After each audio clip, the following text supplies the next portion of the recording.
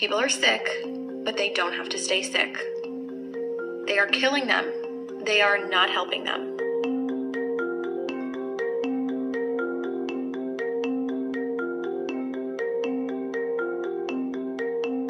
In New York City right now, in some of the hospitals, this is what is going on. No one cares.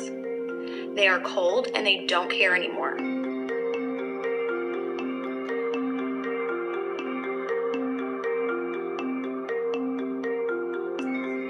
If they require more than 6 liters of nasal cannula, they get intubated, they go on the vent, or they get trached if there's not enough vents.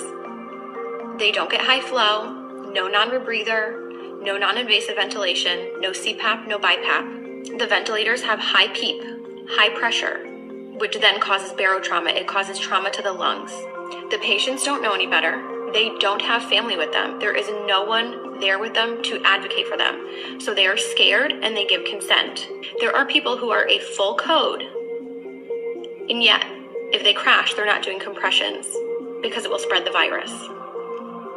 Full code, not doing compressions. Family is not there. They have no one to answer to. No one is being held accountable. So sometimes they're not even resuscitating people. Again, left to rot and die.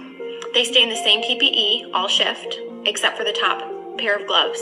They're not going into rooms. So they're running long tubing into the room so that they can manage the tubing from outside of the rooms. So if they're not going into the rooms, that means they're not assessing the patients.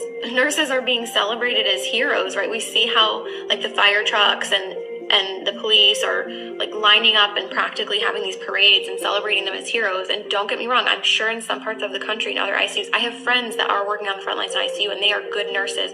And some of them are heroes. But we have nurses being celebrated as heroes who are killing people. They are not heroes.